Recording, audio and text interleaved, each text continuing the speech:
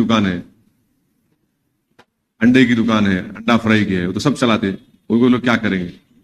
तो ये तो गलत है, बिल्कुल गलत फैसला है उनका। और हम उम्मीद करते हैं कि इस तरह के जो डिसीजन अगर लिए जाएंगे तो इससे तो आप पहले ही बेरोजगारी ज्यादा है, गरीबी ज्यादा है, कीमतें आसमानों को छू रही हैं, और ऊपर से आप खाने पे टारगेट कर रहे हैं। बात करें तेलंगाना के बाकी के हिंदी हार्टलैंड स्टेट राजस्थान, मध्य प्रदेश और छत्तीसगढ़ की, जहाँ हैदराबाद शहर के जितने एरिया में कांग्रेस परफॉर्म नहीं कर पाती है, और उसी तरीके से इंदौर में भी उनका परफॉर्मेंस जीरो रहा, रायपुर में परफॉर्मेंस जीरो है। तो ये जो अर्बन एरिया में कांग्रेस का जो इस तरीके का परफॉर्मेंस है, यहाँ पर भी डीआरएस ने अच्छा परफॉर्म किया जेएचएफसी एरिया, इसको कैसे देखते हैं? कांग्रेस रूरल में भी परफॉर्म कर पाई तेलंगाना में, लेकिन अर्बन में बिल्कुल भी कोई सफलता हासिल नहीं है। तो अगर आप देखेंगे तो subject to correction vote percentage में 2% का फर्क है, 2%, राइट बालू साहब? 2% वोट डिफरेंस है। It's not a big difference, but yes, in terms of the seat, that gets bigger, but vote percentage wise only 2% difference is there. Yes, it is a fact that Congress could not win in Hyderabad Parliament, in Secunderabad, in Malkajgiri also. So yes, that is a fact, and that is also a strength of MIM and BRS also, that they could win from there. So to make it very different, urban, rural, I don't think so that is correct, because end of the day, I can also say that when you have won here, why didn't you win in Vikharabad and in Tandur or Pargi? Or why couldn't you win in Ibrahimpatnam? So every area has a different challenge. All depends on candidates, what was the mood over there. But the fact is, yes, we also played an important role in that. Our party did play an important role in that. 24 का election सामने है sir, अगर हम Hyderabad parliament के constituency की बात करें आगे, फिर से मेरा वही सवाल है, वोटिंग परसेंटेज क्या sitting MP, you and party president also, you see that challenge in front of you, how to increase and how to approach the people and convince them to vote, exercise their vote. Low voting percentage very narrow margin से victories हो रही हैं, इसको कैसे देखते हैं और इसको कैसे आप कोशिश करेंगे कि इसको हम नहीं, लो पोलिंग परसेंटेज के कई वजूहात हैं। एक वजह यह है कि गैर जरूरी के हर बार सेंसिटिव के नाम पर पुलिस को, पैरामिलिट्री फोर्स को आप खड़ा कर देते हैं और बैरिकेड्स लगा देते हैं, रोड्स बंद कर देते हैं आप, और आप लोगों को निकल कर जाने की तकलीफ हो जाती है उस दिन। तो वो एक वजह है। दूसरा वजह यह है कि हमारी कोई कमजोरी होंगी, हमको उसको दूर करना चाहिए। तीसरा यह है कि आवाम में भी थोड़ा इंटरेस्ट कम हो रहा है, छुट्टी मनाते उस दिन कि बाहर चले आते। तो ये अहम 3 चीजें। और चौथी चीज ये है कि पोलिंग बूथ जो है, मेरे को एक बात समझ में नहीं आ रही कि गवर्नमेंट के स्कूल्स प्राइवेट बिल्डिंग में चल सकते हैं, तो पोलिंग बूथ प्राइवेट शादी खानों में क्यों नहीं आते भाई? कंप्लीटली मेरे को बिल्कुल ताज्जुब होता। इलेक्शन कमीशन ऑफ इंडिया को देखना चाहिए कि अगर पूरे इंडिया में गवर्नमेंट स्कूल प्राइवेट बिल्डिंग में चलते, तो आप एक दिन के लिए क्यों नहीं लेते किसी मैरिज हॉल को? आप यानी एक जगह ले रहे आप, और एक जगह पे 1100 वोट है, माने 2 कमरों को आप, इससे कम कमरा है और आप 2 बूथ, तो कहां पोलिंग परसेंटेज बढ़ेगा? आपके पास कई मैरिज हॉल्स है, आप लीजिए ना। ईसीआई को तो पैसा मिलता गवर्नमेंट ऑफ इंडिया से, बजट सैंक्शन होता, तो उनको चाहिए कि भाई जहां पे ऐसे मैरिज हॉल्स हैं या प्राइवेट हॉल्स हैं या बिल्डिंग्स हैं, आप एक दिन के लिए उनको लीजिए, एक दिन के लिए 4 दिन जो भी लीजिए, ताकि कम से कम लोग जाके वोट डाल सके। और आज भी हम देखें कि कई बुजुर्ग लोग नहीं डाल सके वोट, क्योंकि उनको सहूलत ही नहीं जाने की वहां पे। और फिर आप एक कंडीशन लगाते कि गाड़ी का दूर रोक देना, तो उससे भी वुमेन पोलिंग मुतासर होती। तो हमारे तरफ से जो भी कमजोरी है, हम उसका सेल्फ इंट्रोस्पेक्शन कर रहे, और हम लोग मेहनत करेंगे हमारे असेंबली कॉन्स्टिट्यूंसी में जहां पे हमारे को लो पोलिंग परसेंटेज हुआ। जाहिर है हमारे में कोई कमजोरी रही होगी, उसको हम बराबर दूर करेंगे, मुलाकात करेंगे अवाम से, अब तो बूथ वाइज डेटा आता है, तो हम देख रहे हैं, उस पर काम होगा और इंशाल्लाह मुझे यकीन है कि पार्लियामेंट इलेक्शन में पोलिंग परसेंटेज बढ़ेगा। 3 राज्यों में बीजेपी जीत हासिल की और ये भी कहा जा रहा है कि नरेंद्र मोदी इनविंसिबल है, करने जा रहे हैं। जिस प्रकार से उनके हौसले बुलंद हो गए और अभी अपोजिशन के पास चेहरा ही नहीं है, क्या आप इस समझते हैं सर कि 3 राज्यों के बाद बीजेपी काफी स्ट्रॉन्ग पोजीशन में है, अपोजिशन के पास मोदी का जवाब नहीं है? लाइटर वेन में मैं भी इनविजिबल था वहां पे, अभी बीजेपी जीत गई। मैं तो था ही नहीं वहां पे, तब भी बीजेपी जीत गई। हम लोग राजस्थान में 10 सीट लड़े तो और 4 सीट मध्य प्रदेश में लड़े, छत्तीसगढ़ में तो हम थे ही नहीं, तब भी बीजेपी जीत गई। अब नहीं मालूम अब किसको ब्लेम करेंगे ये लोग, अब किसको ब्लेम करेंगे नहीं मालूम, सोचना पड़ेगा इन लोगों को। मगर बीजेपी जीती वहां पर, यानी मध्य प्रदेश में जो मेजॉरिटी बीजेपी लेकर आई फॉर्मिडेबल है वो, मैंने बड़ी बड़ी मेजॉरिटी है वो, इतने सीट के 140 के ऊपर लेके है ना, 160। आप बताइए, आप छत्तीसगढ़ में सिटिंग सीएम आपका है और इतना वो लोग वो थे वहां पे, आप राजस्थान में।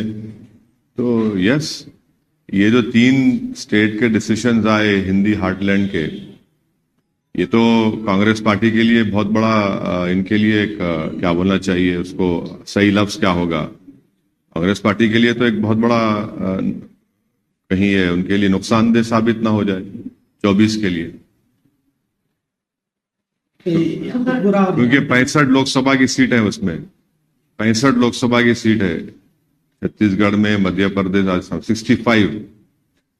65 में से मेरे ख्याल से लास्ट टाइम एक कमलनाथ साहब के बेटे जीते थे, राजस्थान तो कंप्लीट वाइप आउट था और छत्तीसगढ़ में शायद 1 या 2 जीते थे। मैंने बीजेपी 63 सीट जीती थी वहां पे लास्ट टाइम। तो यकीनन उनको ये तो कांग्रेस पार्टी को बहुत बड़ा धक्का है ये, 3 स्टेट्स में आप एक तो पावर में थे आप, तो अब देखिए क्या होता है, कितने मोहब्बत की दुकान खुलती नहीं खुलती नहीं मालूम। सर, ये याकूबपुर और नामपल्ली में इतनी कम मेजॉरिटी आने की वजह क्या सर?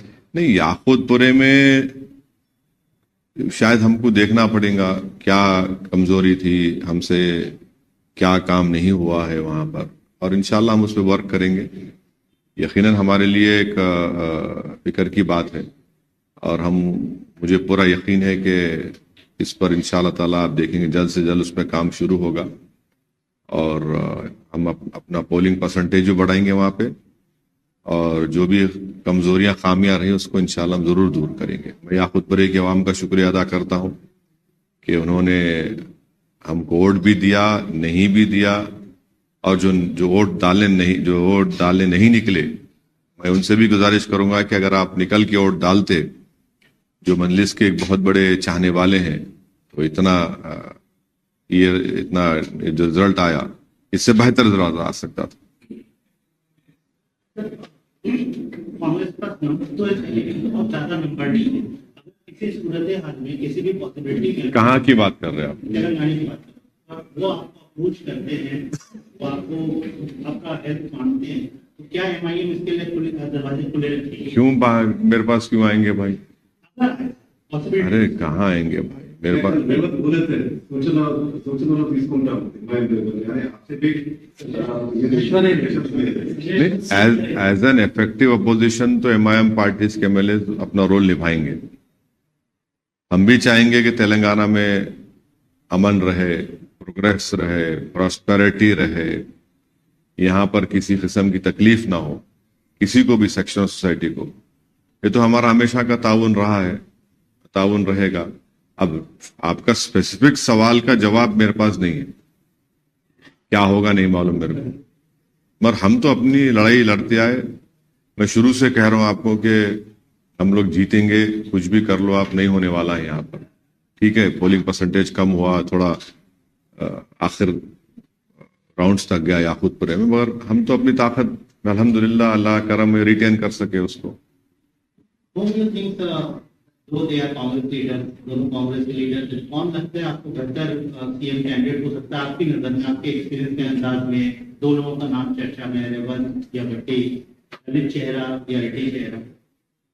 नहीं, मेरे को लगता है कि अकबरुद्दीन अवैसी, अहमद वलाला, माजिद हुसैन, ये बहुत काबिल हैं ये लोग, आप क्यों अंडर एस्टिमेट कर रहे हैं?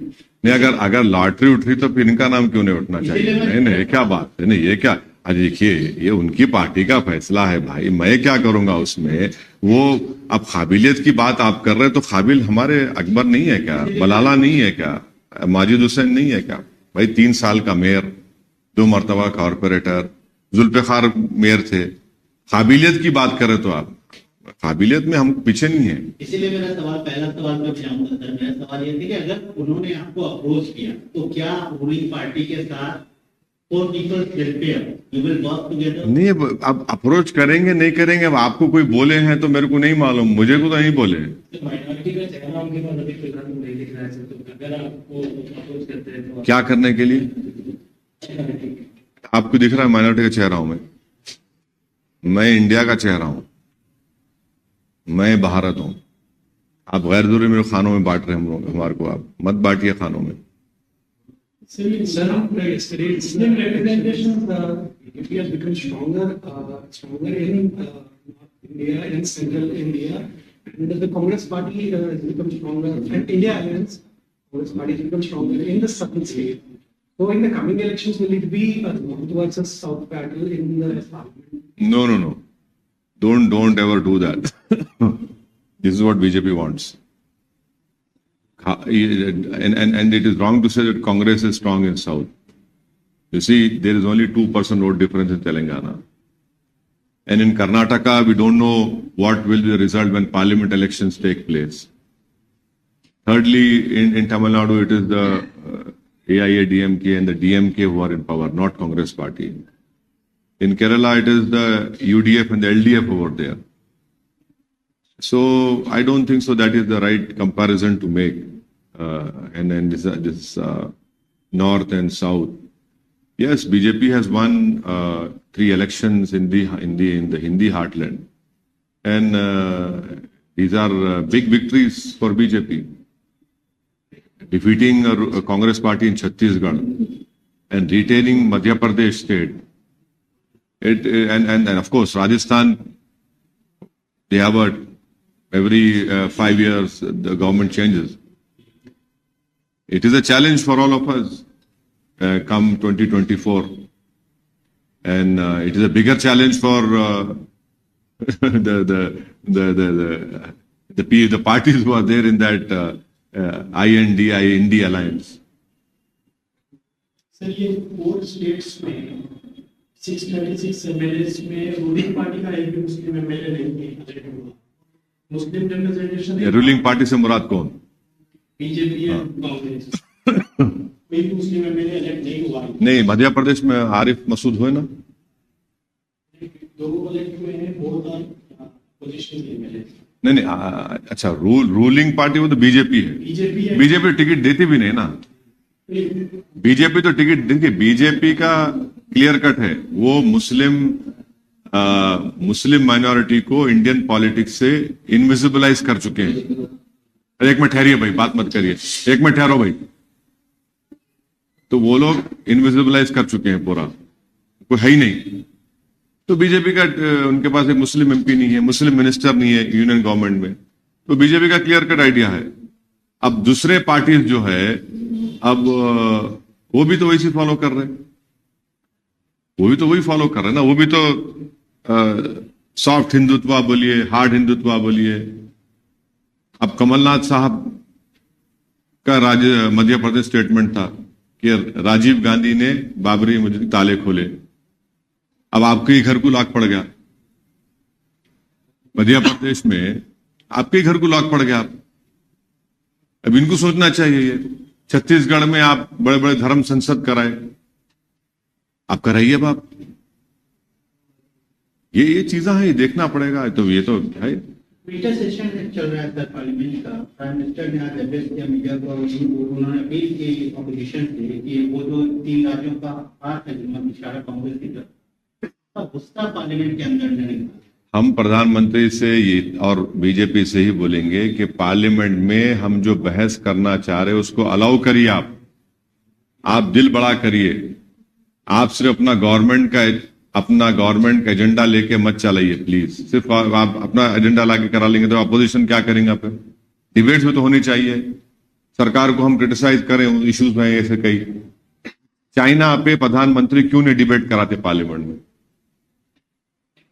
क्यों डरते प्रधानमंत्री और उनकी सरकार चाइना से? डिबेट करवाइए ना। भाई 2000 स्क्वायर किलोमीटर में चाइना कब्जा करके बैठा है। हम चाहेंगे डिबेट हो गाजा में, गाजा के ऊपर जो इजराइल जुल्म कर रहा है। 12,000 लोगों को इजराइल खत्म कर चुका है फलस्तीनों से हमारा पुराना रिश्ता रहा। ये डिबेट होना चाहिए पार्लियामेंट में गाजा के बारे में, चाइना जो जमीन पर कब्जा करके बैठा है।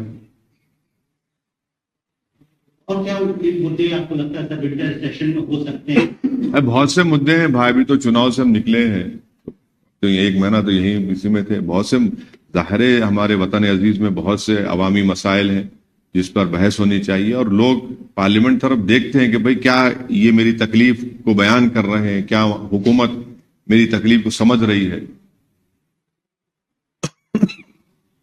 और सर हो गया बस पूछने 1 to 1 नहीं पूछ लो। आप रास्ते का कुछ पूछना है आपको भाई साहब? पूछना है पूछ लो भाई, 1 to 1 मत करिए भाई। मेरे पास टाइम नहीं है, मेरे को मीटिंग में जाना, मेरी फ्लाइट है दिल्ली के लिए जाना है मेरे को।